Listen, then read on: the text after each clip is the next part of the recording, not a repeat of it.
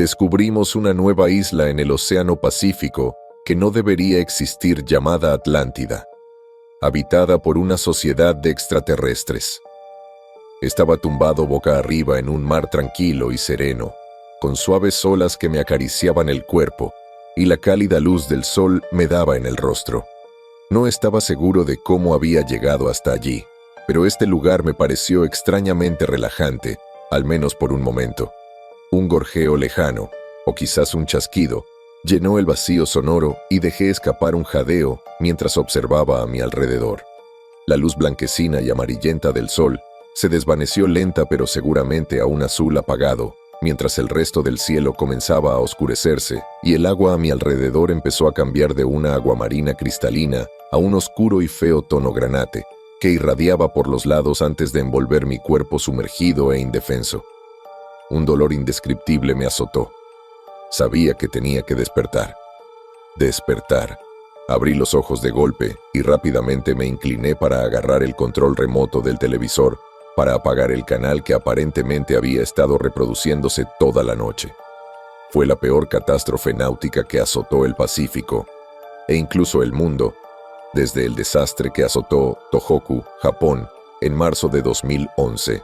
Más de 13,000 civiles murieron en 12 países, con las zonas más gravemente afectadas en el estado de Hawái y las naciones insulares de Papúa Nueva Guinea y las Islas Marshall, y daños a la infraestructura en lugares tan lejanos como Sydney, Australia. Mientras Estados Unidos y varias naciones del Pacífico se recuperaban de esta inexplicable tragedia, me recosté en mi sillón reclinable y detuve el flujo diario de noticias que salía de mi televisor y llegaba a mis oídos.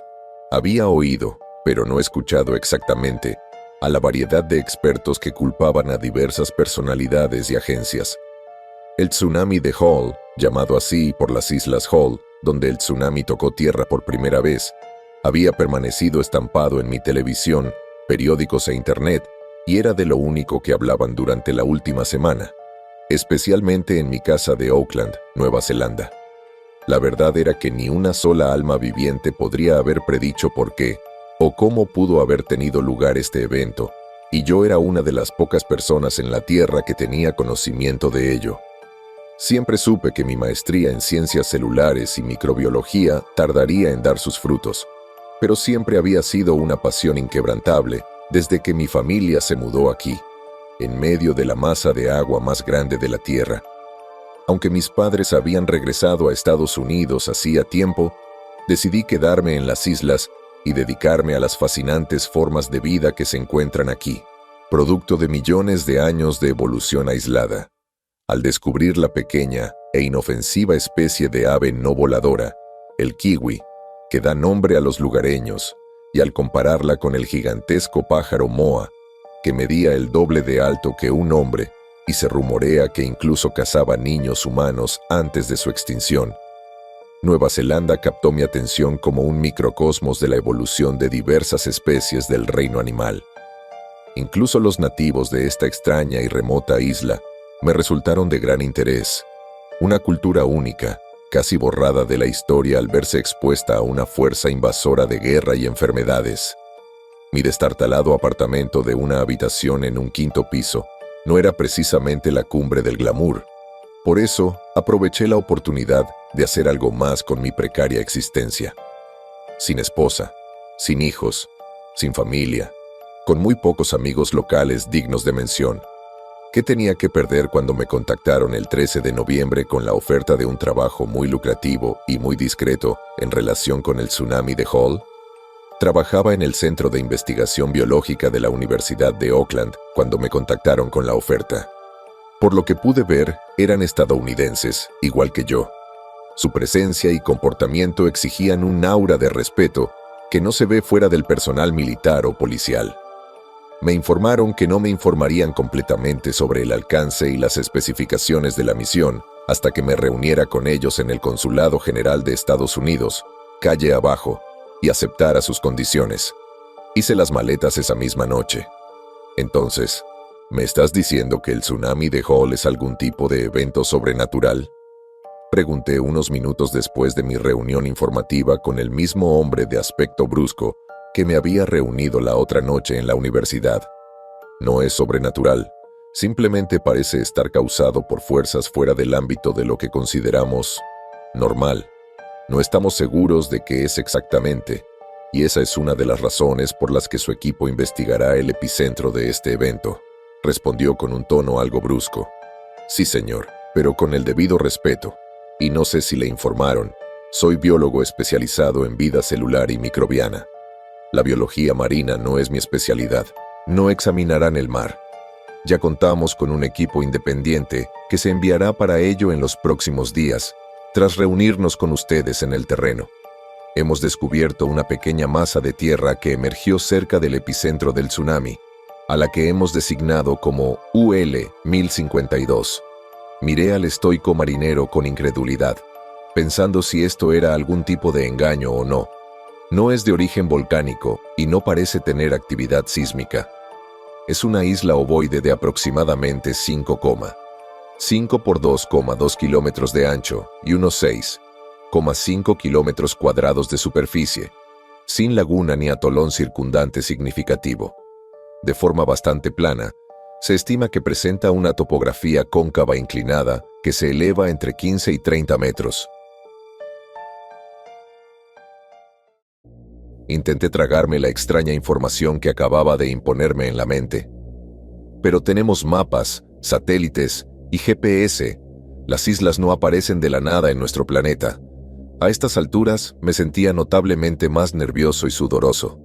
Bueno, este lo hizo, respondió en un tono aparentemente sereno e imperturbable, que me indicó que ya le había transmitido esta información a muchas personas antes que a mí. ¿No crees que sea del espacio? ¿Como un asteroide extraterrestre? Improbable, considerando que habríamos notado una roca de 6 kilómetros cuadrados impactando la atmósfera terrestre. Un asteroide de ese tamaño sería, como mínimo, catastrófico. Sabemos que emergió en el centro preciso del tsunami, con precisión milimétrica, y sabemos que el clima, los patrones de mareas y las corrientes oceánicas se mantuvieron relativamente normales para esta época del año antes del tsunami de Hall y la aparición de la isla. Me quedé sin palabras. Si lo que decía era cierto, revolucionaría por completo nuestra comprensión de la geología y la tectónica de placas. Puede haber grandes desplazamientos a lo largo de las fallas que causan cambios masivos de elevación en el lecho marino, e incluso hay casos de islas volcánicas que surgen en periodos de tiempo extremadamente cortos, pero que una isla lo suficientemente grande como para crear un tsunami así simplemente apareciera en medio del océano, era ciertamente nuevo para mí, y supongo que también para la mayoría de los biólogos convencionales. Su vuelo sale este viernes a las 5, saldrá en un vuelo comercial de Oakland a Honolulu, y desde allí tomará un vuelo charter a la isla Wake, donde se reunirá con el resto de su equipo. La Armada lo escoltará a usted y a otros 15 miembros hasta el epicentro, a 257 kilómetros al sureste de la isla Wake, donde realizará la investigación y exploración que se le ha asignado durante 2 semanas. Tras ello, se transferirá un cheque de $350,000 estadounidenses a su cuenta bancaria. Leí en voz alta el acuerdo de confidencialidad que me había entregado al comienzo de la sesión informativa. La divulgación de cualquier detalle de dicha asignación en UL 1052 o la difusión de cualquier información clasificada recopilada antes, durante o después del vencimiento de su contrato resultará en algo aterrador. Resultará en la pena de muerte según la Ley de Espionaje de 1917 y la Ley de Sedición de 1918. Así es. Cualquier rumor sobre dicha misión o territorio que circule en línea o en los medios de comunicación será desmentido por la Armada y la Fuerza Aérea de los EEUU, y quienes difundan dicha información serán tratados como agentes extranjeros delictivos y se les aplicará el castigo correspondiente. Hawái no podía llegar antes. A decir verdad, mi vuelo de 9 horas se hizo eterno, con el corazón latiendo y las piernas latiendo al unísono durante todo el vuelo, en una mezcla de emoción, miedo y ansiedad, aunque el dinero era un gran extra. Mi principal motivación era posiblemente formar parte de uno de los mayores descubrimientos biológicos y geológicos del siglo XXI.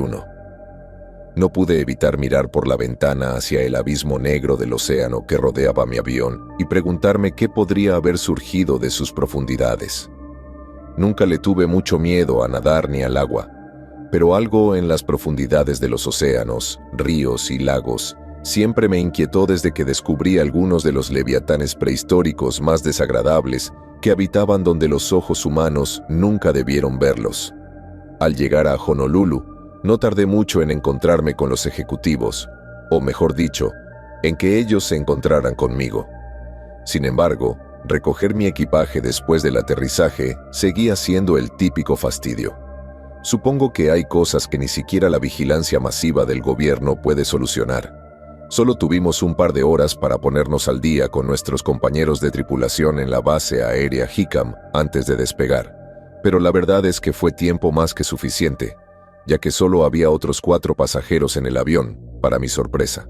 Curiosamente, parecía ser el único estadounidense, o al menos el único nacido en Estados Unidos, ya que enseguida supe que mis primeros compañeros de trabajo, Singh y Kekana, eran sudafricanos y, casualmente, marido y mujer.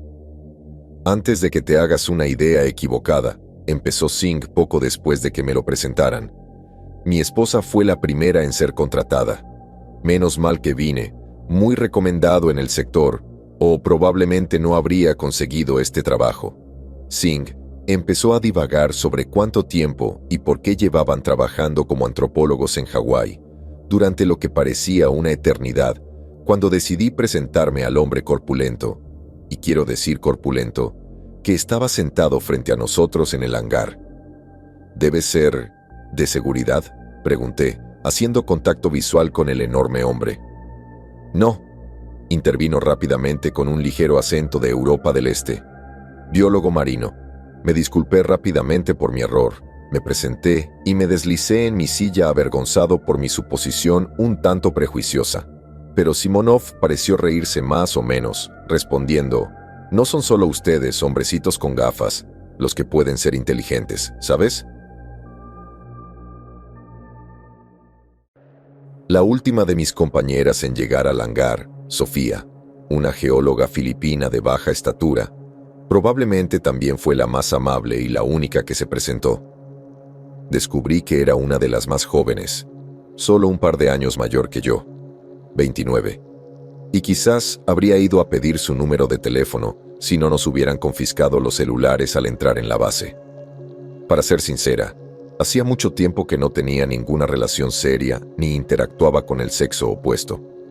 «Oye, ¿le echaste un vistazo a ese tal Simón?», me susurró Sofía con ironía al oído al subir al avión. «Debe de medir al menos 2,5 metros y se parece a Arnold Schwartzman, ¿sabes? El actor. No hay forma de que sea nuestro experto en vida marina».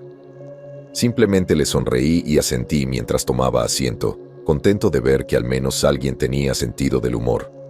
Me informaron que el resto de la tripulación ya nos esperaba en la base de la Fuerza Aérea, en la isla Wake. La mayoría de los miembros ya habían alquilado un vuelo directamente desde Estados Unidos continental, por lo que partiríamos casi en cuanto llegáramos a una de las islas más remotas del planeta. El resto de nuestra tripulación era justo lo que esperaba para una expedición como esta. Incluyéndome a mí, estábamos formados por 2 biólogos, 3 antropólogos, 4 geólogos, 4 militares y expertos en supervivencia, incluido un médico de campo que también hacía las veces de dietista del equipo, y 3 expertos en arqueología, paleontología y cualquier otro campo que el gobierno estadounidense considerara relevante, aunque fuera tangencialmente, para nuestra misión. Aún no estaba seguro de si acabaríamos siendo amigos para toda la vida después de esta asombrosa e innovadora oportunidad, pero sabía que yo, por mi parte, no iba a tomar esto como unas vacaciones. Nos pagaban, y nos pagaban generosamente por algo. No importaba si éramos los mejores o los científicos más profesionales en nuestro campo. Tras conocer a algunos de los demás pasajeros de nuestra escolta naval de mediodía, no tardé en darme cuenta de que casi todos los que participábamos en esta misión teníamos algo en común. No teníamos familia, pocos amigos y muy pocos contactos en casa. Yo era solo un becario con aires de superioridad cuando me contactaron los agentes del gobierno. Simonov estaba desempleado. Sofía acababa de terminar su maestría. Nuestro antropólogo, más excéntrico, Allen, participaba en esta extraña nueva moda donde los millennials viven en furgonetas y viajan por todo el país. Y, según mis conversaciones, la mayoría de los demás tripulantes no parecían tener un trabajo estable. Ninguno tenía hijos. Esto sin duda garantizaría nuestra máxima concentración y dedicación a esta expedición razonablemente corta antes de que llegara el siguiente equipo. Sabía que en la infantería de marina, este tipo de mentalidad requiere meses de entrenamiento, pero seleccionar cuidadosamente a los solitarios y marginados de la sociedad aceleró ese proceso exponencialmente. La mayoría de los miembros más integrados de la sociedad dudarían antes de arriesgar la vida para salvar a un miembro de su tripulación si tuvieran hijos o seres queridos en casa. Es decir, si la misión llegaba a ese punto. Uno de los arqueólogos, Rick, no paraba de hablar de cómo el dinero que ganaría con esta misión iba a arreglar su matrimonio en crisis con su esposa en casa. Imagino que una ventaja adicional sería que muy poca gente vendría a investigar en caso de alguna desaparición durante la misión, considerando que teníamos prohibido, bajo pena de muerte, informar a terceros sobre nuestro paradero durante las siguientes 2 semanas. No me cabía duda de que la única razón por la que Singh había sido reclutado en primer lugar era para que no viniera a buscar a su esposa si le pasaba algo, pero desde luego no iba a decírselo. Fue una revelación un poco inquietante, como mínimo, pero comprensible.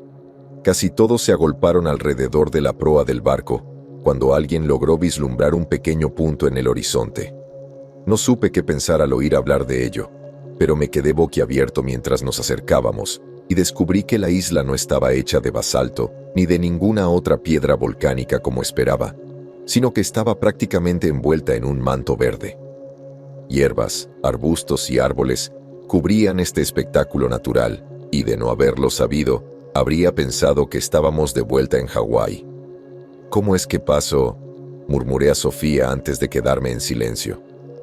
No lo sé, respondió sin perder la mirada hacia la isla, comprendiendo claramente lo que iba a preguntarle.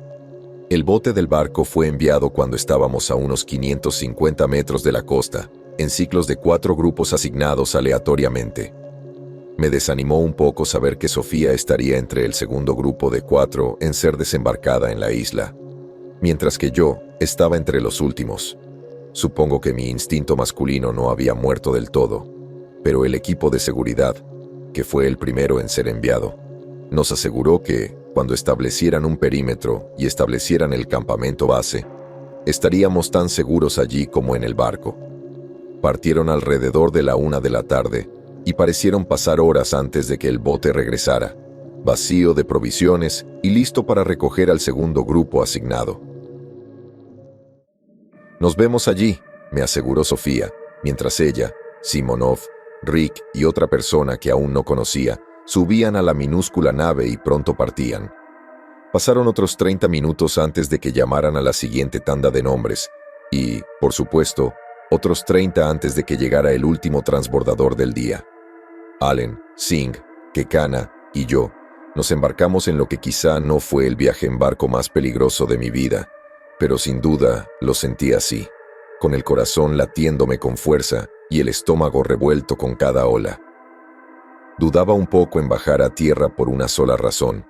Siempre odiaba la sensación de arena mojada metiéndose en los zapatos, pero me aguanté y pisé esta tierra virgen, intocada por la humanidad desde quién sabe cuánto tiempo. Quizás de toda la historia, de todas las vistas que contemplé mientras Wagner, uno de los soldados más corpulentos, nos escoltaba por la selva. La mayor parte de la flora a nuestro alrededor parecía normal. Exuberante vegetación verde, palmeras con cocos maduros, helechos tan densamente dispersos que hacían casi imposible ver a más de 10 metros en cualquier dirección. Ni siquiera las postales parecían tan prístinas. Sin embargo, durante nuestro breve paseo de 10 minutos por la selva, empecé a fijarme en ellas. Las agujas, grandes rocas rojas que sobresalían de la superficie de vez en cuando. Por lo que pude ver, medían unos 1,2 metros de ancho en la base y unos 4,5 metros de alto, disminuyendo gradualmente al despegarse del suelo, de un vibrante tono naranja rojizo. ¿Para qué sirven las estructuras?, pregunté mientras señalaba a una de las torres. No lo sé, respondió Wagner. Ya estaban aquí antes de que llegáramos. Están dispersos por toda la isla. ¿Crees que son naturales? Quizás artificiales. Mira, chico, solo estoy aquí para evitar que te ahogues o te contagies de hiedra venenosa. No tengo ni idea de qué es esto. Tomé nota mental de que algunos miembros de la tripulación ciertamente parecían ser más confiables que otros, y seguí el ritmo con mi equipo en la mano, mientras los 4 que acabábamos de llegar a la isla observábamos con asombro ese paisaje de aspecto extraño. Al terminar nuestra caminata y al llegar al campamento base, me sorprendió gratamente el progreso que se había logrado en las últimas horas desde que se envió el primer bote. Reflexioné sobre la extraña situación en la que me encontraba durante solo un par de minutos antes de unirme a la conversación con otros investigadores. Sofía me explicó que, si bien existen estructuras de roca con forma de pilares o agujas en la naturaleza, es casi insólito verlas tan espaciadas, lo que nos llevó a la única conclusión lógica, que debieron ser obra del hombre. Mientras hablábamos, pateé un poco de tierra estéril alrededor de mis pies, un mal hábito que había adquirido mientras estaba en el campo, mirando desconcertado a los demás. Pero ¿quién pudo haber construido semejantes estructuras en una isla hundida? Pregunté al resto de la tripulación, haciendo hincapié en lo de hundida. ¿Y a esta distancia?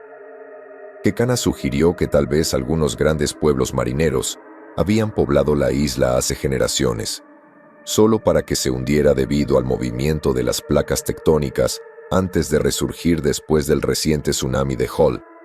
Pero los geólogos la desmintieron rápidamente y revelaron que habría sido imposible que una isla de este tamaño desapareciera sin que toda la placa se hundiera o los niveles del mar subieran, lo que también habría afectado gravemente a las islas vecinas.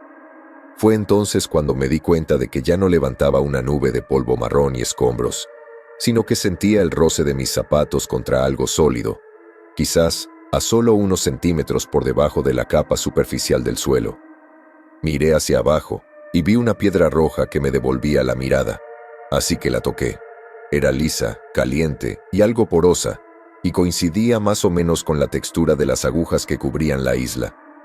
Sofía y el otro geólogo se quedaron tan perplejos como yo al examinar la piedra más de cerca, afirmando que no podían determinar con exactitud qué tipo de roca era, pero que no parecía de origen volcánico. Creo que esto responde a la pregunta de si son artificiales o no, intervino Sofía para gran aprobación del equipo. Pero, ¿cómo se formaron? Se agachó y raspó la roca roja con un cuchillo, encontrando bastante fácil molerla hasta convertirla en un polvo fino. ¿Por qué no intentamos derribar uno de los pilares con el mazo? Podríamos analizar el núcleo y determinar sus propiedades y componentes minerales, intervino Rick con entusiasmo. Tranquilo, Zrenia, balbuceé. Por lo que sabemos, este podría ser uno de los próximos lugares declarados Patrimonio de la Humanidad por la UNESCO, o una de las 7 maravillas del mundo. No estamos haciendo nada con eso. Cavar no estaba necesariamente descartado todavía, debido a la capa relativamente poco profunda de tierra que cubría la mayor parte de la isla y la piedra blanda y porosa que se encontraba debajo de ella.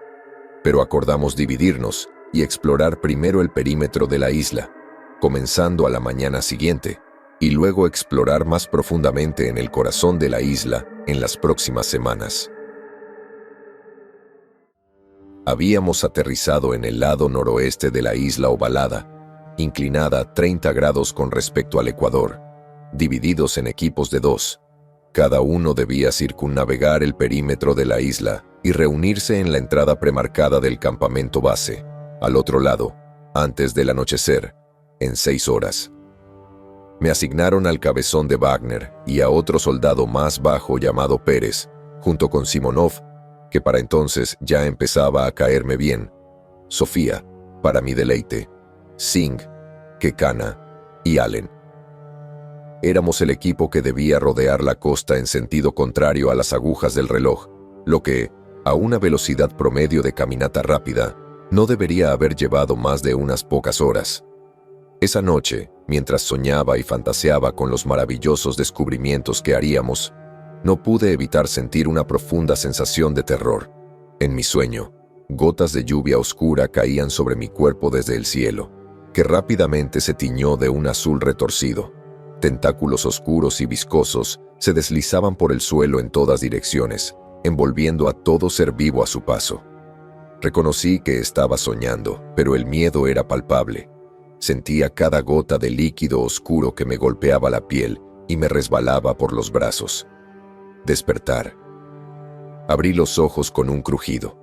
Me emocionó descubrir que era el primero en despertar de madrugada, cuando el sol apenas asomaba por el horizonte. Pero esta emoción se disipó rápidamente al darme cuenta de que tendría que esperar a que el resto de mi escuadrón despertara. Podría haber intentado volver a dormir, pero ¿de qué serviría si de todas formas tenía que despertar en unas horas? Dudaba mucho que pudiera calmar mis nervios lo suficiente como para dormir un poco antes. Con ese tiempo, podría cruzar la isla caminando solo y regresar antes de que nadie se diera cuenta. Y fue con ese pensamiento que rápidamente racionalicé lo que haría a continuación. Si hay algo que odio de los climas tropicales, es la humedad. Una humedad sofocante, hirviente y sofocante que deja la piel pegajosa e increíblemente húmeda. Al anochecer, cuando el sudor me azotaba los ojos y me impedía ver casi por completo, recordaba con cariño mi pequeño apartamento en Oakland, pues ni la arena, la tierra, el barro, la mugre, ni los insectos se comparaban con... Los insectos, pensé. No fue hasta las 5:30 de la mañana, mientras caminaba por la playa, que finalmente noté el zumbido estridente en el peor de los lugares. Me pregunté por qué había tardado tanto en notar a esos diablillos, considerando la picazón que sentía resonando rápidamente en mis antebrazos y espinillas. Bajé la vista y descubrí una plétora de pequeños granitos rojos que cubrían mi piel. Lo curioso es que, de todos los misterios que esperaba encontrar en esta extraña islita, el mosquito común definitivamente no habría estado entre los primeros, pero supongo que si otra flora terrestre hubiera aparecido en la isla, no sería del todo descabellado suponer que también lo haría la fauna terrestre. Esta constatación me hizo reflexionar seriamente sobre qué otros animales, o posiblemente animales extintos, se podrían encontrar en esta roca olvidada hace tanto tiempo, y no tardé en imaginarme siendo destrozado por un monstruo de gila gigante mutado, o siendo constreñido por una sigilosa pitón antes de ser obligado a tragar su horrible y abierta garganta, antes de que mi mente volviera a la realidad y descartara estas tontas suposiciones. ¿Fue mi caminata solitaria al amanecer por la playa una acción increíblemente egoísta y posiblemente insensata? Quizás lo segundo, sin duda lo primero, pero como un niño en Nochebuena, no pude evitar dar rienda suelta a mis instintos más curiosos antes del evento principal. Tomé un palo pequeño y, como un niño pequeño, comencé a golpear con furia las ramas, arbustos y hojas que pasaban, imaginándome como un gran explorador de antaño, abriéndose paso a través de la selva. Estaba tan absorto en esta monótona tarea infantil que casi no me di cuenta de la mancha de agua descolorida que se desvanecía de un gran afloramiento rocoso que estaba a punto de pasar. Me detuve en mi camino para observar mejor. Parecía una mancha de agua azul, ligeramente más clara, que se veía más intensa cerca de las rocas que en el océano abierto. Con la tenue luz del sol matutino, era difícil distinguirla, pero no tardé mucho en darme cuenta de que la decoloración del agua no se debía a un reflejo ni a algo en su interior, sino a una luz, y ciertamente no provenía del sol, que de hecho había salido por el lado opuesto de la isla. Me acerqué con cautela a esta gran colina pedregosa que se adentraba en el agua y reflexioné sobre la causa de este sendero luminoso, cuya fuente principal aún permanecía oculta por los bordes de la roca. Consideré la posibilidad de que otro intrépido explorador de nuestra expedición hubiera partido un poco antes que yo, con una linterna, o quizás Una pequeña embarcación se hubiera estacionado a la sombra de las rocas y aún tuviera las luces encendidas. Tan pronto como doblé la esquina y vi lo que había en las rocas, tiré mi bastón y corrí. Sí, Allen, oíste lo que dije. Hablas inglés, ¿verdad? Solté con más dureza de la que pretendía. Mi agitación era un poco injustificada considerando que estaba sacudiendo a mi compañero de tienda para despertarlo unas 2 horas antes de la hora prevista para levantarnos, pero después de la tercera vez que dijo aturdido, ¿qué? Con los ojos medio abiertos y la boca abierta, estaba casi al borde de mi desesperación. Allen, me desperté un poco temprano para ver si podía aprender algo sobre el sendero que íbamos a recorrer hoy cuando encontré una roca enorme al borde de la costa, y en esa roca que daba al océano había una cueva. ¿Y qué? Respondió rápidamente antes de intentar darse la vuelta y golpearme perezosamente con la mano. Una cueva que emana una maldita luz azul. Eso despertó un poco su curiosidad, incluso aunque su mente todavía estaba a medio camino en el país de los sueños. Finalmente se desplomó hacia adelante y se sentó en su saco de dormir antes de responder. ¿Estás seguro de que era de la cueva? Solo hay una manera de averiguarlo. Al leer sus caras, algunos miembros de la tripulación sospechaban personalmente de mí. Algunos tenían curiosidad, pero casi todos eran escépticos ante mis afirmaciones sobre una cueva fantasma brillante. Intenté explicar con más detalle por qué debíamos partir cuanto antes en lugar de a las 9 de la mañana, como estaba previsto. Mira, no sabemos si esto es un proceso natural que ocurre en esta isla ni cuánto durará. Podría haberse disipado para cuando lleguemos esta tarde. No me voy a saltar el desayuno, dijo Simonov mientras descruzaba los brazos y cogía una de nuestras raciones de comida preparada. Bueno, ya estoy listo. Se corrigió antes de arrodillarse y coger un segundo paquete. Chico, no estás pensando con claridad.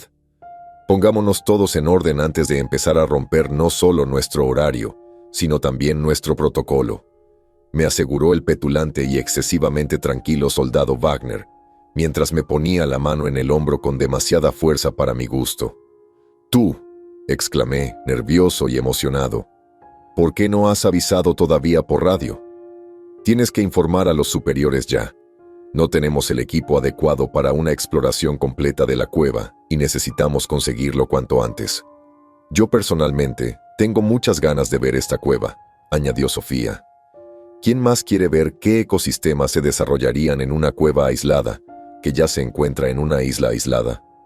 Las luces en esas cuevas probablemente significan que hay gente, añadió Singh rápidamente. ¿No somos los únicos en esta isla? ¿Gente?, preguntó Allen, con una ceja levantada. Apuesto por los extraterrestres. El tipo realmente era mucho más extraño de lo que había asumido previamente, pensé, y la mayoría de las expresiones faciales de la tripulación reflejaban mi voz interior. Wagner, tienes que contarle esto a tus superiores ahora mismo. Casi grité mientras quitaba su mano de mi hombro y apuntaba mi dedo flaco hacia su pecho en un arranque de confianza que no sabía que tenía. No importa si se lo decimos ahora, gritó Wagner con los ojos encendidos. Ya sabían de las cuevas desde antes de que llegaras. Todo el campamento quedó en silencio, mientras todos los ojos se fijaban en la estoica figura musculosa. Mira, unos días antes de que te reclutaran, enviamos un equipo de exploración puramente a UL-1052 y nos topamos con las cuevas justo antes de partir. Esto no formaba parte de tu informe porque no lo consideramos necesario. Trajimos el equipo necesario para la exploración de cuevas, pareció reprendernos, mirando a la multitud que se había formado a nuestro alrededor. Y además, no podríamos contactarlos ni aunque quisiéramos. Algunos de los miembros que parecían más nerviosos dejaron escapar breves jadeos de sorpresa antes de que Simonov hablara. ¿Qué diablos pasa con sus radios? Nada. Las radios funcionan perfectamente en alta mar, pero por alguna razón, cuando estamos a menos de 1 milla de aquí, nuestro equipo falla. Las radios no captan ninguna frecuencia, los satélites no transmiten nada, y con la mayoría de los aparatos electrónicos, es una apuesta arriesgada si funcionan o no.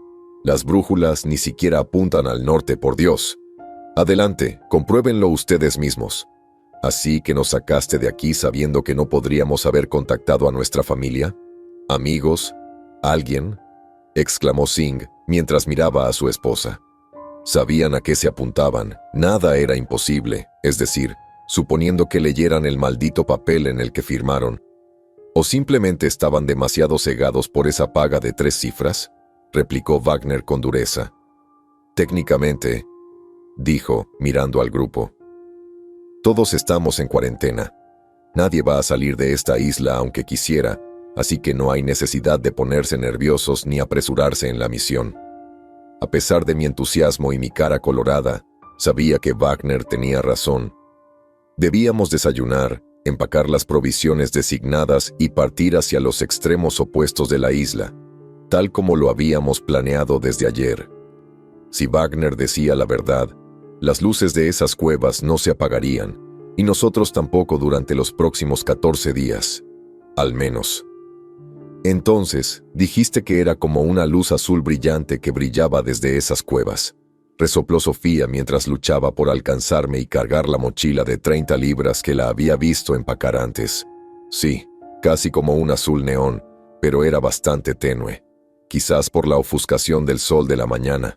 Estamos a unos 2 minutos, ya lo verás. Qué valiente de tu parte irte corriendo sin nadie, dijo radiante. Oh, qué estúpido, añadió mientras caminábamos con dificultad por la arena. Mira, ahí está la roca ahora, señalé rápidamente mientras sentía que me ponía un poco más ansioso, y no era enteramente por acercarme a un paisaje subterráneo aislado con propiedades completamente extrañas. No me di cuenta de que Wagner había tomado la iniciativa desde que dejamos el campamento base, pero probablemente él sabía mucho más sobre supervivencia y exploración que yo, y me sentí mucho más seguro con él, y Simonov cerca, y estoy seguro de que Kekana y Sofía también.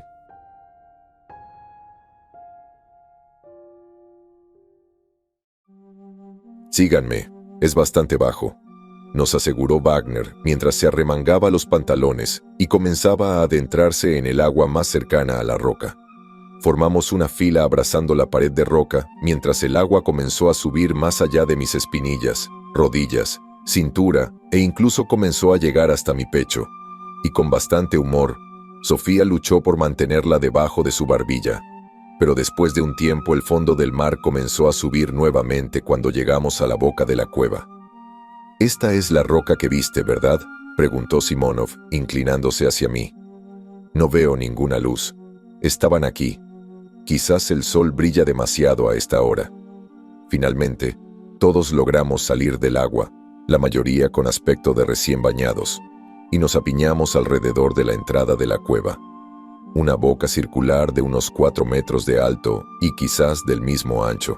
Sin embargo, a diferencia de antes, no había luces espectaculares, destellantes ni brillantes, solo una cueva oscura con una sustancia viscosa grisácea que cubría las paredes, probablemente compuesta por algún tipo de algas u hongos. «Bueno, chico, ¿ya terminaste de hacerte pis?», comentó Wagner con sarcasmo. «Entraremos como es debido, y cuando terminemos de perder el tiempo, regresaremos por donde vinimos y daremos la vuelta a la isla como habíamos planeado». «Bueno, ¿qué esperamos?», dije mientras sacaba mi linterna frontal y pasaba junto a él. «Vámonos». Lo primero que noté dentro de la cueva fue el olor, un hedor acre a pescado podrido y un toque metálico que parecía ser cobre, hierro, sin mencionar el drástico aumento de la humedad que hacía que el almizcle de la cueva fuera tan intenso que sentía como si inhalara los químicos nocivos directamente en mi boca con cada respiración, lo que supongo que, técnicamente, era cierto a nivel microscópico.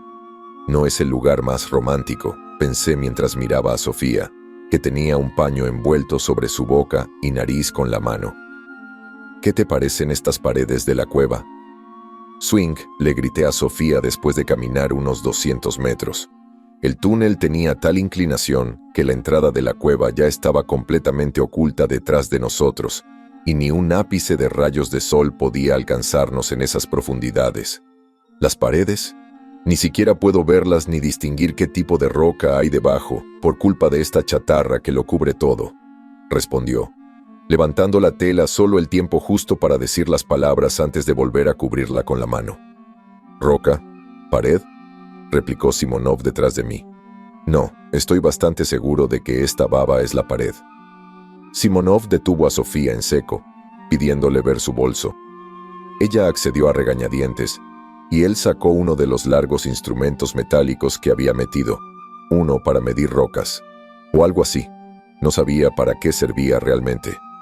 «Miren», anunció mientras hundía la varilla metálica de 1,5 metros en el costado de la cueva.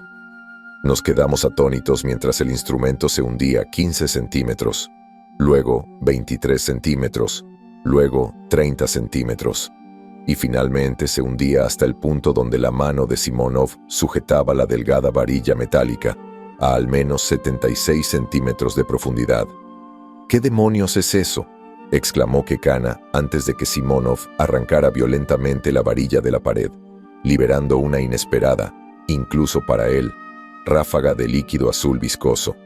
Simonov parecía más sorprendido que nadie y retrocedió de un salto antes de que sus piernas y la parte inferior del cuerpo quedaran cubiertas por aquella baba desconocida. Parecía estar extremadamente caliente, pues el vapor se elevaba rápidamente del creciente charco a sus pies, y para nuestra sorpresa, la pared empezó a ondular y temblar sutilmente alrededor de la entrada. «No esperabas que eso pasara, ¿verdad?», bromeó Sofía, arrancándole la vara de la mano y limpiando la baba azul con el pañuelo que previamente tenía presionado contra su boca.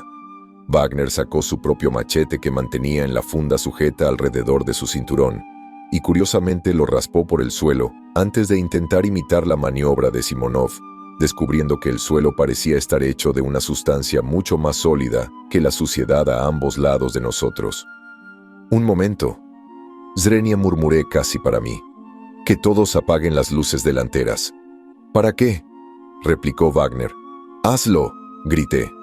A medida que nuestras linternas frontales se apagaban una a una, pronto se hizo evidente que no se trataba de una cueva cualquiera, pues no nos encontrábamos rodeados por la oscuridad total que esperábamos. Lo primero que noté fue el brillo de la sustancia azul neón que había brotado de la pared y se había acumulado en el suelo. Se atenuó rápidamente con el aire cálido, pero aún así seguía brillando. Luego, mirando a mi alrededor, fue fácil ver que la baba en las paredes, que antes habíamos asumido que era simplemente moho o algas, también brillaba de azul. «Eso lo explica», murmuré, demasiado deslumbrado como para restregárselo en la cara a nadie. Todos contemplamos con asombro las paredes azules, que pulsaban suavemente y brillaban tenuemente, incluso Wagner. La textura era difícil de describir, un mosaico algo irregular de lo que parecían arterias gigantes de color azul oscuro, que transportaban lo que supuse era el líquido luminiscente que casi había cubierto a Simonov antes, junto con un cableado fibroso de un azul más claro que se ramificaba en todas direcciones, todo recubierto de una sustancia gelatinosa espesa y translúcida. «Te dije que eran extraterrestres», dijo Allen, mirando el patrón hipnótico aunque algo desconcertante que nos rodeaba, pero esta vez nadie se molestó en estar en desacuerdo con él. «¿Qué es eso?», exclamó Sofía, metiendo el dedo más adentro de la cueva, en un punto más oscuro del suelo. Sin decir palabra, volví a encender mi linterna frontal y corrí los 6 metros que me separaban de la cueva hacia el objeto que parecía estar enterrado a medias. Con cierta vacilación, debido a la capa de baba que cubría no solo el suelo, sino también el objeto, me arrodillé y limpié la oscura capa viscosa, dejando al descubierto un objeto redondo y negro. «¿Qué es?», repitió Simonov acercándose a mí, mientras yo luchaba frenéticamente por sacarlo de su acogedor lugar. No tardé mucho en sacar el objeto del suelo con las manos sucias y sudorosas, sin poder creer lo que veía. Era un casco militar oxidado, y en el lateral solo había impresa una palabra en letras descoloridas: Spetsnaz. Spetsnaz, repitió Simonov, explicando pacientemente al equipo. Eran fuerzas especiales soviéticas, y luego rusas. Piensen en ellas como sus marines estadounidenses. Entonces, ¿Qué demonios hace un casco de la Spetsnaz comunista en ese túnel brillante bajo la isla que apareció hace apenas un par de semanas?, preguntó Wagner, quizá demasiado duro considerando que parecía tan confundido como el resto de nosotros. No lo sé. ¿Quién sabe si es real? Normalmente ni siquiera imprimen palabras así en el lateral del casco. Hemos estado vigilando esta isla con vigilancia constante desde el tsunami de Hall, y sabríamos si algún ruso desquiciado intentara colarse, lo que solo significa una cosa. Parece que los rusos estuvieron aquí antes que nosotros. Oye, intercedí, intentando calmar la situación. Sigamos adelante, obviamente él no sabe más que nosotros. ¿Eso es realmente importante ahora mismo? Y además, creo que veo algo más allá arriba, le dije, señalando a unos 6 metros de nosotros.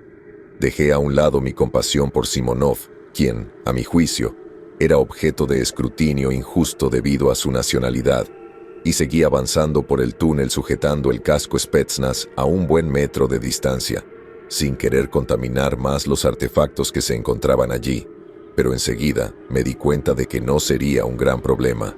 Mi cabeza giró hacia el suelo mientras la lámpara iluminaba la abundancia de objetos extraños que cubrían el suelo de la cueva, que a estas alturas me cuestionaba si era una cueva. Un casco por aquí, una radio por allá, chalecos antibalas, botas, máscaras de gas y demás se encontraban esparcidos por el suelo de forma desordenada.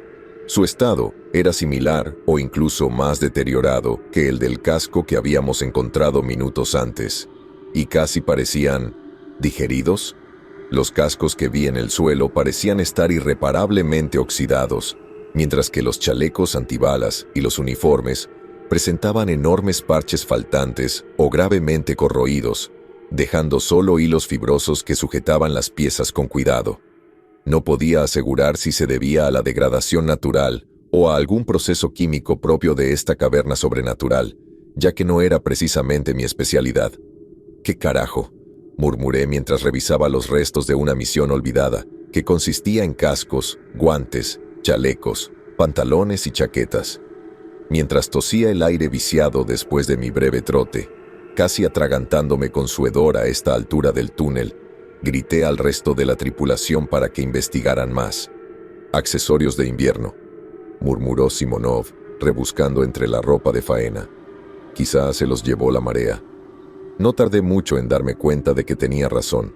Toda la ropa que encontramos allí, y había bastante, parecía apta para el entrenamiento, el combate y la exploración ártica. Fuera lo que fuera que esos pobres rusos estuvieran haciendo en esa roca olvidada. Al examinar la ropa, me di cuenta rápidamente de que, en realidad, era de origen ruso, y casi toda estaba erosionada o destrozada sin posibilidad de reparación.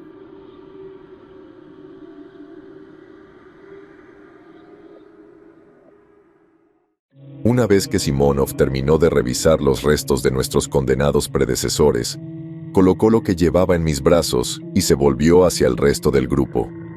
«Creo que deberíamos irnos ya», aconsejó Simonov, limpiándose la suciedad de las manos en sus pantalones cortos.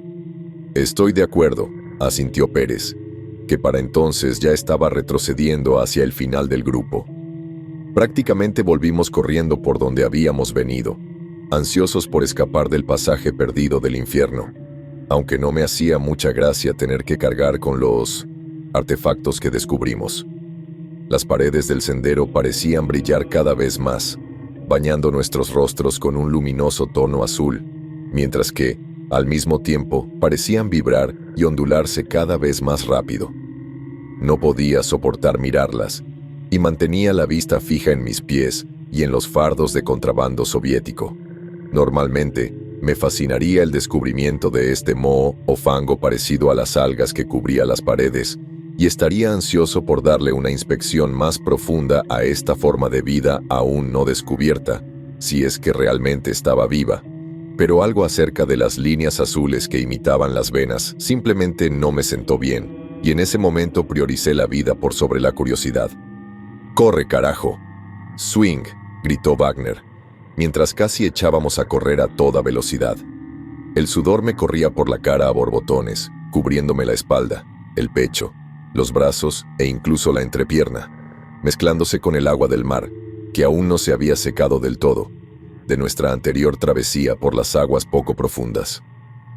Nunca fui de los que batían récords en las 100 yardas, sobre todo cuesta arriba con una mochila llena de provisiones y un brazo lleno de ropa, pero la adrenalina que corría por mi cuerpo me hacía sentir ligero como una pluma. De repente, volví a la realidad al chocar bruscamente contra algo grande y difícil de manejar. Simonov ni siquiera me miró después del choque, pero yo sí lo miré. ¿Por qué te detuviste?, pregunté, moviéndome a su alrededor para verlo mejor.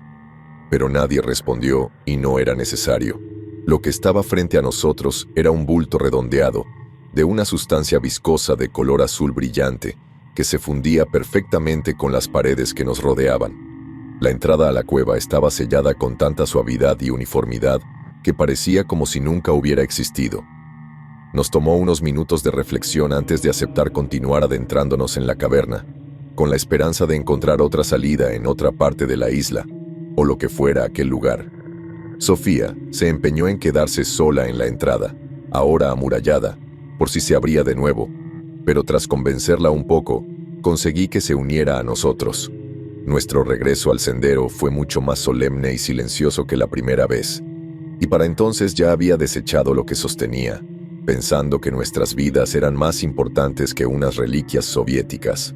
Sorprendentemente, las paredes se habían encendido con un vibrante azul neón, dejando nuestras linternas frontales completamente obsoletas, que la mayoría habíamos apagado de todos modos para ahorrar batería. Seguía viendo los mismos patrones extraños pulsando en el interior de la caverna, y aún me producía la misma sensación inquietante de la primera vez. Mientras trotábamos, notablemente más nerviosos que en ningún otro momento desde que desembarcamos, empecé a avistarlos. En las profundidades de las brillantes paredes translúcidas de la caverna, había lo que parecían pequeñas manchas negras esparcidas al azar.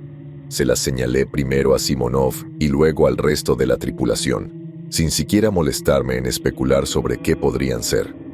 A medida que avanzábamos en nuestro descenso, tanto adentrándonos en la isla como a mayor profundidad, descubrí que no eran manchas ni eran pequeñas, como supuse a primera vista, sino glóbulos de objetos rojizos que flotaban libremente. Parecían acercarse cada vez más a la superficie a medida que caminábamos, y después de recorrer lo que calculé en 500 metros, prácticamente sobresalían de las paredes, creando un contraste extraño e inquietante con el resto del túnel. Wagner estaba a punto de hurgar con su machete en una de las extrañas cavidades oscuras incrustadas en el lado derecho de la pared, cuando Simonov lo agarró del brazo. «Ni lo intentes», advirtió Simonov, y Wagner lo miró con expresión comprensiva, agradecido de que alguien le impidiera cometer un acto tan imprudente. Fuera lo que fuese, alterar el ecosistema en ese entorno alienígena probablemente no fue una idea muy espléndida, teniendo en cuenta que la contracción de nuestra entrada anterior pudo o no haber estado relacionada con la acupuntura que Simonov realizó al costado del túnel. Tras unos 15 minutos de caminata, las zonas oscuras empezaron a desaparecer, pero hicimos lo que posiblemente fue el descubrimiento más impactante del día. A medida que las paredes del túnel se ensanchaban y el techo se inclinaba hacia arriba, llegamos a la boca de lo que parecía una caverna aún más grande que la nuestra. La gelatina azul brillante quedó relegada al techo, a cientos de metros sobre nosotros, en esta enorme caverna, proyectando una lluvia de luz casi como un cielo artificial que se extendía hasta donde alcanzaba la vista. Nuestra visión se veía obstaculizada por una plétora de grandes rocas y estructuras de piedra que se extendían casi hasta el límite de nuestra vista, o incluso más allá. El suelo también parecía haber cambiado de la lisa materia orgánica de antes en el túnel a tierra y roca roja, similar a la que se encuentra en la superficie. Pero, sin duda, la estrella principal del espectáculo era la cantidad de grandes pilares de piedra que se extendían por el lugar, algunos erguidos, otros apoyados unos sobre otros, pero la mayoría completamente planos sobre el suelo, o desmoronados, convertidos en polvo, y mezclándose con la tierra cenicienta de sus bases. Me pregunté si podrían estar relacionados con las agujas de piedra roja que descubrimos en la superficie. Sin decir palabra, corrí hacia el borde de la entrada de esta nueva caverna y comencé a descender, medio corriendo y medio deslizándome, por la colina que seguía siendo nuestro único obstáculo para este nuevo misterio por desentrañar. A medida que me acercaba, se hizo evidente que estas estructuras no se parecían en nada a las que se encontraban en la superficie, ya que, en lugar de estrecharse en punta cerca de la cima, parecían más bien columnas redondeadas de piedra, aunque todavía estaba demasiado lejos para distinguirlas con seguridad. Sofía llegó rápidamente detrás de mí, y en ese momento había abandonado por completo la pesada mochila en la cima de la colina, aunque en un paño todavía llevaba el pesado instrumento de metal que Simonov había usado para perforar la pared de la cueva antes, claramente no sintiéndose del todo cómoda con volver a ponerlo en la bolsa con el resto de sus pertenencias. «¿Esos pilares?», pregunté mientras señalaba las abundantes piedras. «¿De qué crees que están hechos?». «Es difícil decirlo, dolomita. Caliza, quizás», respondió, absorta en las rocas y sedimentos depositados en la base de una columna en particular que medía unos 1,20 metros de ancho. En cuanto a su altura, no podía ni imaginarla, pero no llegaba al techo de la caverna. El resto del equipo nos había seguido por el terraplén, pero su atención estaba puesta en otra parte, mientras podía ver a Allen recogiendo algunos fragmentos de piedra del suelo. «Oye, Zink», gritó Allen hacia donde él y su esposa inspeccionaban un trozo irregular de la tierra. «¿Qué te parece esta piedra? Eres sudafricano, ¿verdad? El diseño me parece de origen africano. Bueno, al principio pensé que era extraterrestre, pero supongo que todo es posible». «Un momento. Solo porque soy de África no significa que sepa toda la antropología africana», comenzó Zink mientras Allen se acercaba más a su hallazgo. Se lo entregó, y los tres comenzaron a estudiar lo que a mí me pareció simplemente un pequeño fragmento de piedra cóncava. «En realidad», empezó Kekana, agarrando la piedra, «es africana, egipcia de hecho. O al menos se basa en el estilo de cerámica hallada durante el período tardío del Antiguo Egipto, o quizás de la dinastía tolemaica». «¿Egipcio?», interrumpí de repente con una voz un poco más aguda y chillona de lo que me hubiera gustado. ¿Cómo pudieron los antiguos egipcios llegar hasta aquí, al Pacífico, cuando, por lo que sabemos, esta isla podría haber estado bajo el agua? ¿Y qué pasa con las columnas? ¿También son egipcias?» «No son egipcios». «Swing», dijo Zink, mientras deslizaba la mano desnuda por la superficie sutilmente acanalada de un pilar cercano. «De hecho, parecen ser griegos». En ese momento, la cabeza me daba vueltas. ¿Cómo pudieron los antiguos egipcios o griegos llegar a la caverna bioluminiscente de una isla perdida en medio del Océano Pacífico?, pensé. Allen tomó la palabra y nos reunió para lo que proclamó era una revelación importante que garantizó que nos dejaría completamente boquiabiertos. «Mira, tengo una teoría y quiero que la tomes en serio», continuó con la expresión más severa. Frunció el ceño y entrecerró los ojos. Va a sonar un poco descabellado, pero ¿es acaso más descabellado que todo lo que hemos visto desde que llegamos a esta isla? Simplemente sácalo ahí, ladró Wagner. Verás, hace miles y miles de años, los griegos escribieron sobre un lugar como este, comenzó. Platón describió una ciudad entera en una isla que desapareció de la noche a la mañana. Creo que esta es esa isla y que estamos en esa ciudad. Entonces estás diciendo que estamos en... Comencé antes de que me interrumpieran. Atlántida, precisamente. Creo que si seguimos investigando por aquí, encontraremos cada vez más pruebas que respalden mi teoría. Hasta ahora todo cuadra. Solo que no creo que la ciudad se hundiera en el océano. Creo que la ciudad se hundió en el suelo y luego la isla se hundió en el océano.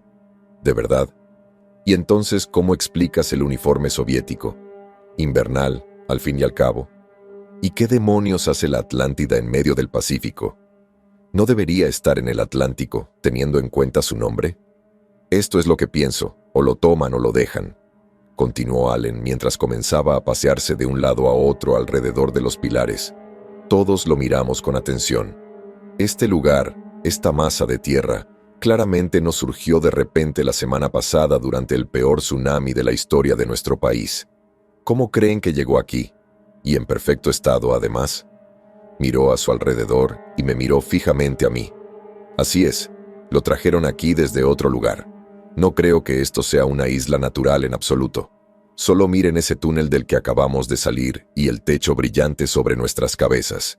Creo que este lugar es un recipiente que vino de otro mundo, concluyó Allen, algo satisfecho con su brusca disertación.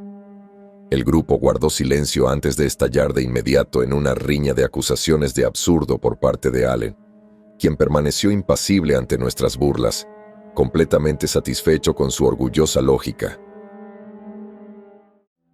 Singh y Kekana plantearon la hipótesis de que quizás la isla fue colonizada por antiguos marineros griegos o romanos que se perdieron camino a la India o a algún otro lugar de Asia. Sofía seguía ocupada estudiando las estructuras y los escombros que se alzaban sobre nosotros y dijo que no podía determinar su antigüedad debido a patrones de erosión antinaturales, pero que podrían tener entre cientos y miles de años, y nos aseguró que desde luego no le parecía un engaño. Dejen de hacernos perder el tiempo con sus teorías absurdas de Discovery Channel, nos interrumpió Wagner. Este lugar no fue creado por extraterrestres, pero sí tiene huellas rusas por todas partes. Wagner terminó su frase abruptamente mientras la mayoría de nosotros vimos algo deslizándose alrededor de los pilares a unos 40 pies de nuestro círculo, algo que solo podía describirse como extraterrestre. Wagner y Pérez se adelantaron de inmediato, con las armas en alto, mientras la cosa emergía de entre dos pilares de color canela descolorido, o mejor dicho, salía de las sombras.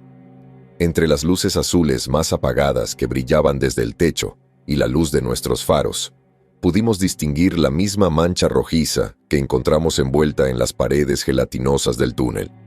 Tenía una superficie algo lisa y rugosa, pero la mejor manera de describirlo sería como si el ferrofluido se estirara en todas direcciones, simultáneamente, mientras intentaba moverse en cualquier dirección. Cuando esta curiosa y horrible criatura comenzó a escabullirse entre los pilares, notamos que dejaba tras de sí un fino rastro negro como la tinta y emitía una combinación espantosa de chasquidos, chirridos y ruidos de correr. Algo que me pareció similar a clavos en una pizarra y que me pareció bastante extraño, ya que no pude encontrar ni un solo orificio u órgano en la criatura, salvo unos viscosos zarcillos negros que se extendían y se adherían a todos los objetos vecinos en un radio de un pie a su alrededor, incluyendo los pilares y el suelo. A medida que se acercaba, la criatura parecía transformarse de una masa amorfa en constante cambio a una forma más humanoide, aunque extremadamente deforme y tosca, como mínimo. Casi parecía lo que dibujaría un niño de 3 años al intentar representar a sus familiares en la clase de arte de preescolar, y parecía que el subterfugio estaba fallando, pues partes de sus pegajosos, negros y extendidos brazos comenzaron a gotear y a caer al suelo antes de ser reabsorbidas por sus temblorosas y torpes piernas. A diferencia de la mayoría de las películas de terror, los soldados que nos acompañaban no fueron tan estúpidos como para intentar contactar con esa locura granate que goteaba ni hacer algo tan absurdo como ordenarle que se detuviera. Todos comprendíamos que esa cosa no era humana y probablemente no tenía las mejores intenciones para con nosotros. Wagner tomó la iniciativa, quitó el seguro de su rifle y abrió fuego contra la monstruosidad a unos 10 metros con una precisión estelar antes de que Pérez se uniera a ellos. Los disparos dieron en el blanco, y una masa negra explotó tras la criatura, salpicando la pared y los pilares a su paso.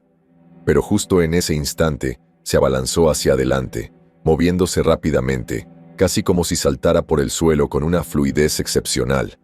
Sorprendentemente, fue primero hacia Pérez, impactando de lleno en el pecho del pobre hombre, derribándolo junto con su rifle, mientras los demás nos dispersábamos, gritando de terror.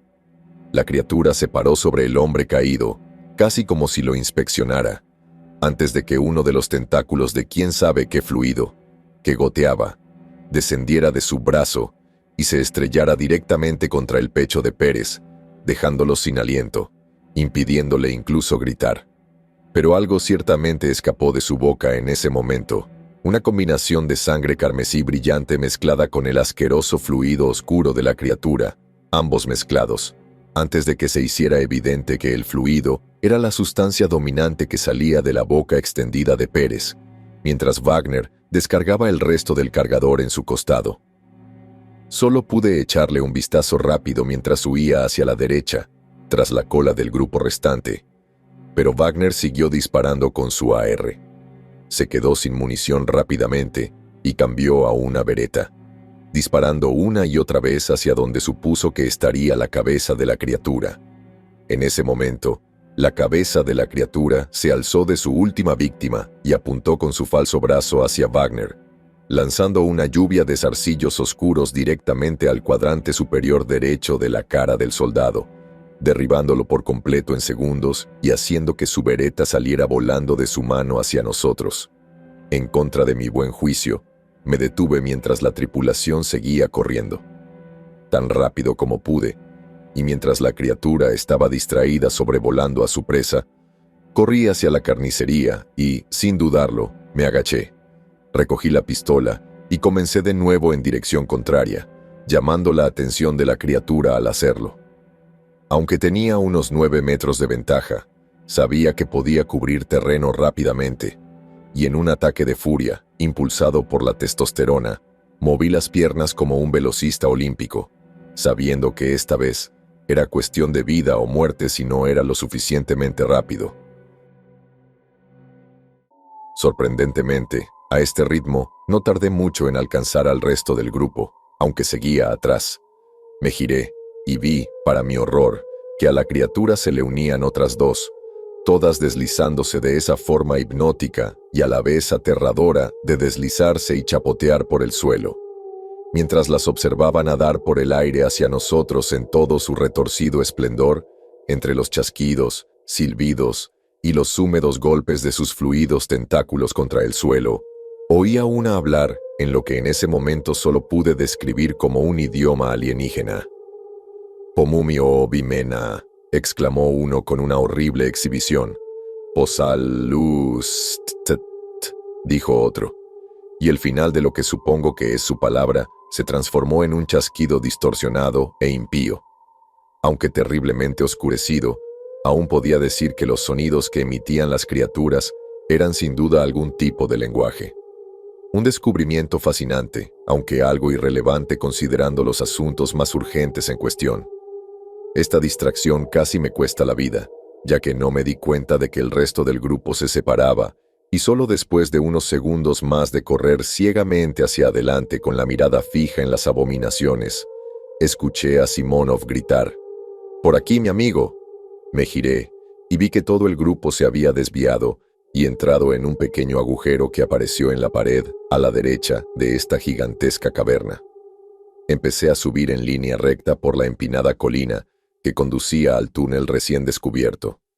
Escupí, gimoteé, farfullé y maldije todo el tiempo durante mi ascenso por el traicionero terreno, sembrado de grava y piedras de distintos tamaños, sabiendo que un tropiezo significaría una muerte segura, pero si tan solo pudiera reagruparme con el resto de la tripulación en el nuevo túnel, quizás podría encontrar algo de seguridad. Sin embargo, miré hacia arriba y vi que la entrada a este nuevo túnel comenzaba a contraerse rápidamente de afuera hacia adentro, cerrándose con un material no muy diferente al que encontramos en la entrada de la misma cueva que nos atrapó en este infierno, y por lo tanto, mi cerebro envió furiosamente señales a mis piernas para que aceleraran drásticamente su ritmo, incluso si ya sentía que estaban a punto de romperse en cualquier segundo. Me impulsé de cabeza hacia arriba y dentro de la abertura contrastante, que, para entonces, tenía solo unos pocos pies de diámetro, y casi sentí que miraría hacia atrás para ver zarcillos de color marrón oscuro supurando agarrando mi pierna y arrastrándome de regreso a la refriega. Pero afortunadamente aterricé en el otro lado, luchando frenéticamente más profundo sobre mis manos y rodillas, tosiendo el hedor que cubría mis pulmones. Miré hacia atrás y vi que una de las criaturas había metido su cabeza en la abertura, que para ese momento era del tamaño de una pelota de baloncesto. «¡Oh, Beimena!», Zrenia, la criatura en la más horrible de las exhibiciones.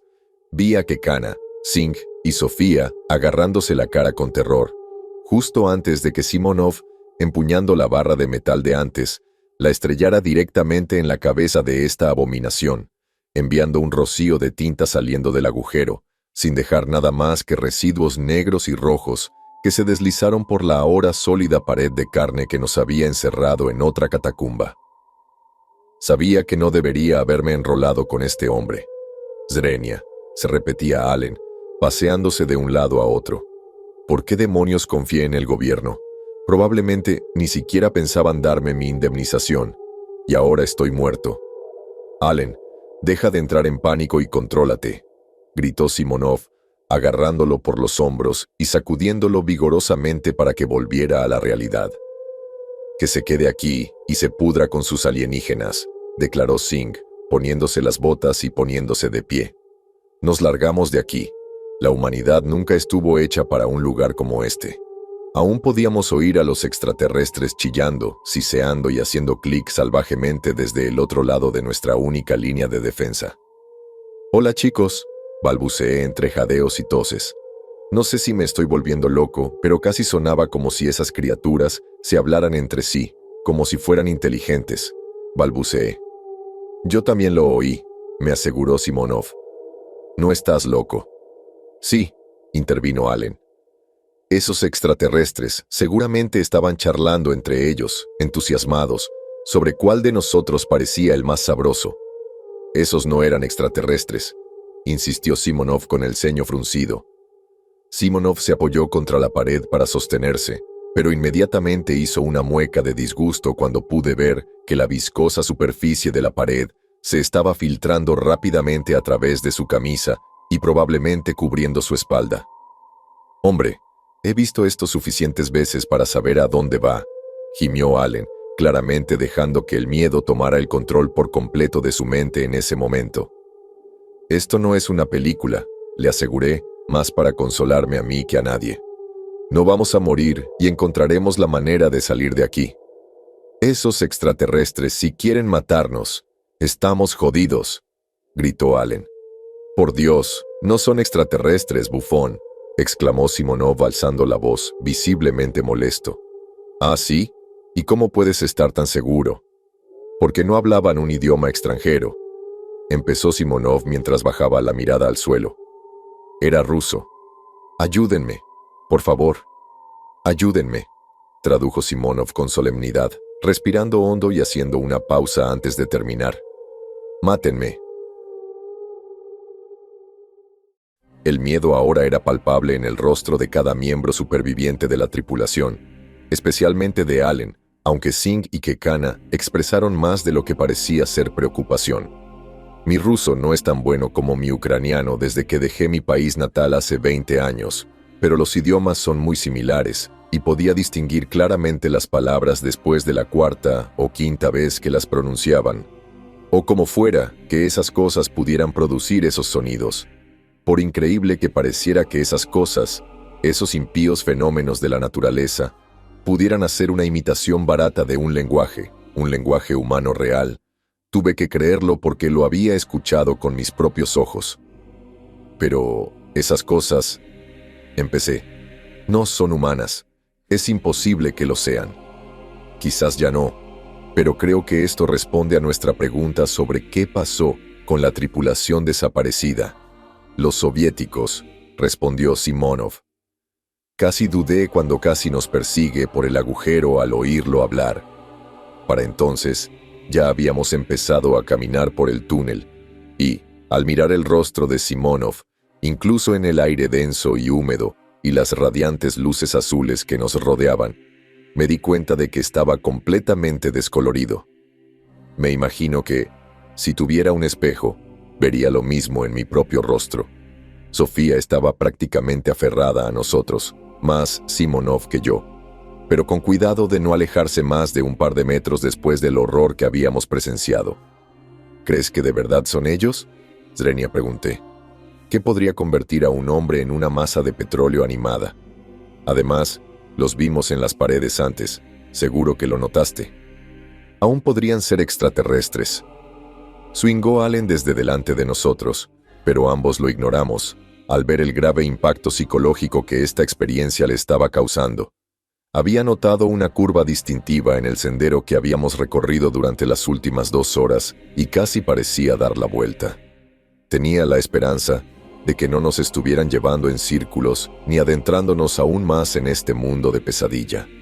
Simonov aún sujetaba el gran instrumento metálico que había usado para asegurar nuestro primer acto de represalia contra las criaturas, mientras yo llevaba la bereta de Wagner metida en la cintura, lo cual, debo admitir, era notablemente incómodo, a pesar de lo que los programas de televisión quieren hacer creer.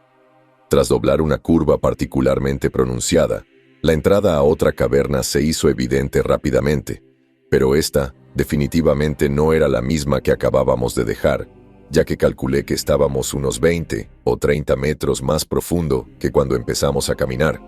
Aunque más pequeña, la disposición de esta caverna era muy similar a la anterior, y de igual forma, inmediatamente vi más estructuras de piedra, solo que éstas eran mucho más reconocibles como edificios reales y estaban menos dañadas que las de arriba. Salimos del túnel con cautela, perdiendo rápidamente la falsa sensación de seguridad que nos había proporcionado, y observamos las ruinas. Distinguí un destello en la tenue luz azul que emanaba del techo, y, para mi sorpresa, vi que era un machete. «No puedo creer que haya más estructuras griegas aquí», dijo Singh, un poco perdido en el momento. «Este debe ser el descubrimiento antropológico más fantástico de la historia del mundo. No voy a mentir, el descubrimiento no es realmente una gran preocupación para mí en este momento», le respondí bromeando, recordándole nuestra precaria situación. Fue entonces cuando lo vi. Una figura enorme a unos 15 metros de distancia, entre las ruinas, con su uniforme militar de color canela y verde. Corrí hacia allí y confirmé mis sospechas al ver a un Wagner desaliñado, apoyado en un gran muro de piedra, lejos de nosotros. No podía creer que siguiera vivo. «¿Wagner? Madre mía», grité, asombrado por lo que veía. La figura entonces se giró para mirarnos, revelando una escena que solo puede describirse como una pesadilla viviente. «Mierda», repetí, solo que el tono y el énfasis de mis palabras expresaban una actitud completamente diferente a la anterior. La parte superior derecha del rostro de Wagner se había hinchado hasta niveles extremos que no se esperaría ver fuera de una sala de urgencias. Gruesas venas negras recorrían el nuevo crecimiento en su cabeza, descendiendo hacia otras partes de su rostro, cuello y quién sabe dónde más. Sus ojos habían adquirido un brillo turbio, pero aún podía distinguir la esclerótica inyectada en sangre, solo que en lugar de venas rojas, eran más bien negras, a juego con las que se encontraban en su rostro. Un fluido oscuro se filtraba por todos los orificios, dejando rastros de líquido sombrío manchados por su rostro, manos y uniforme, y las partes de su piel que pude ver que no estaban cubiertas de venas negras abultadas o de la sustancia aceitosa, adquirieron la palidez de un cadáver.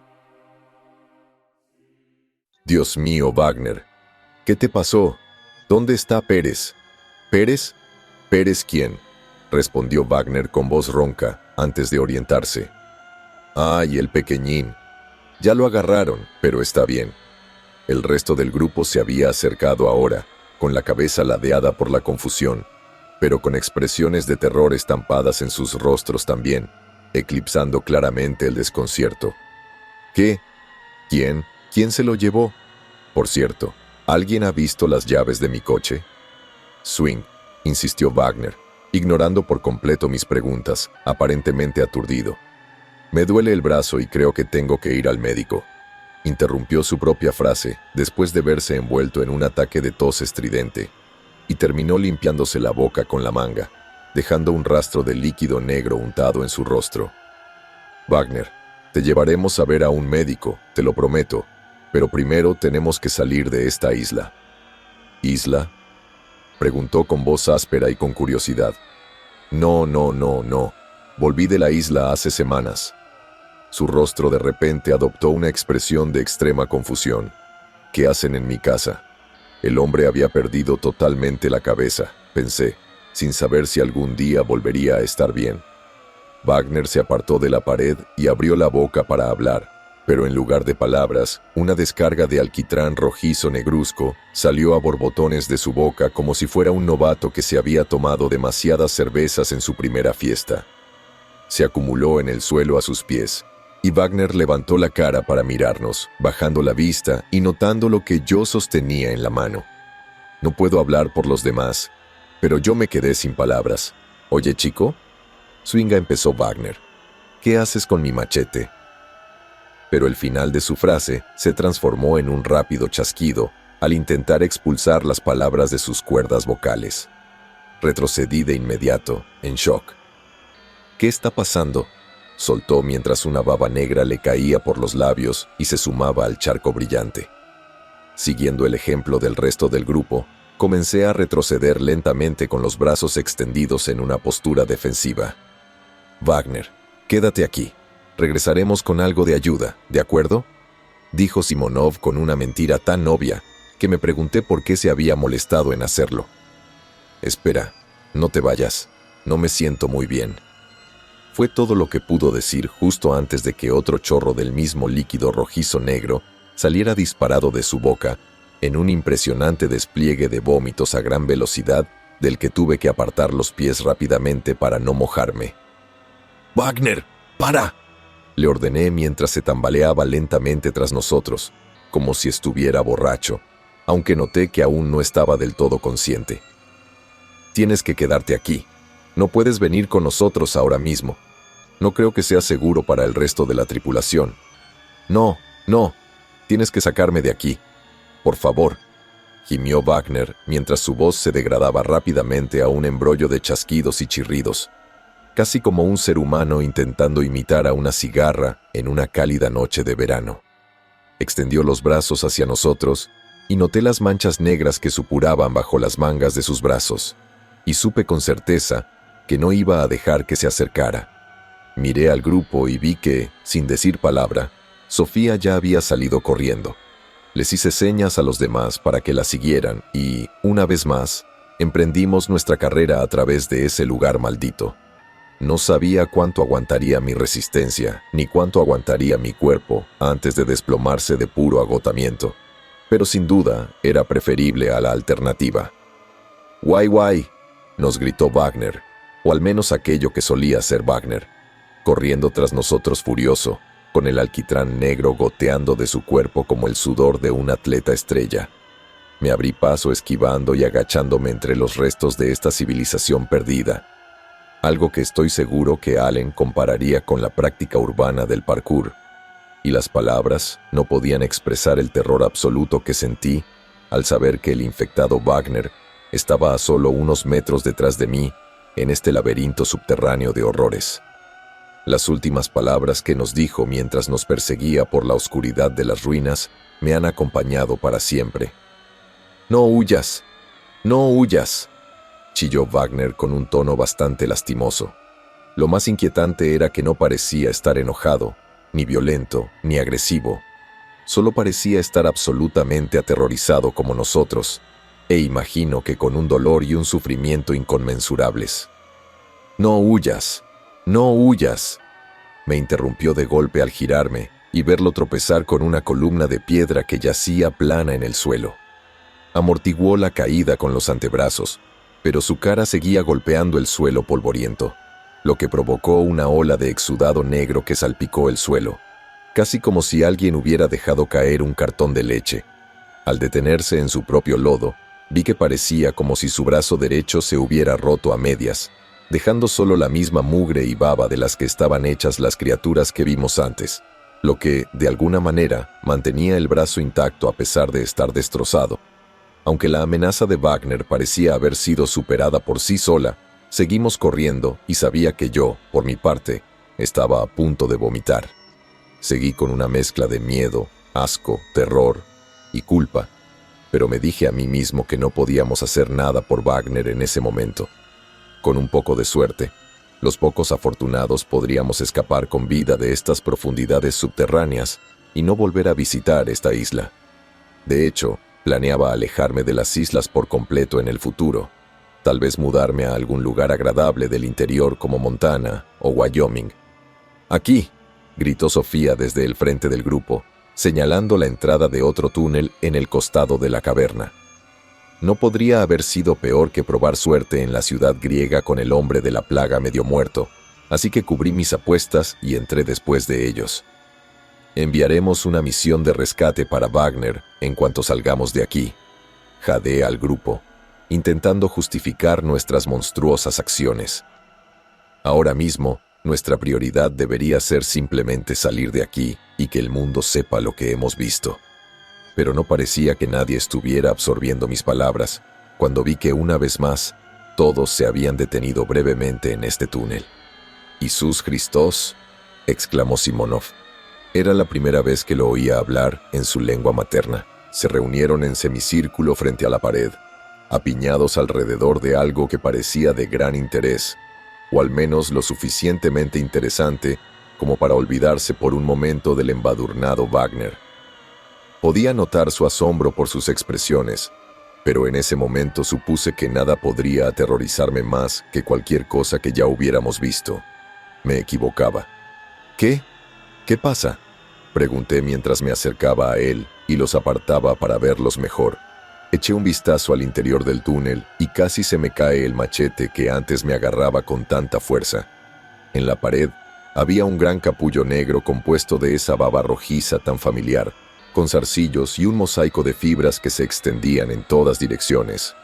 Aunque estaba enterrado bajo unos cuantos metros de la baba translúcida que cubría las paredes del túnel en esas profundidades, aún podía distinguir con claridad lo que yacía en el centro de aquella masa infernal.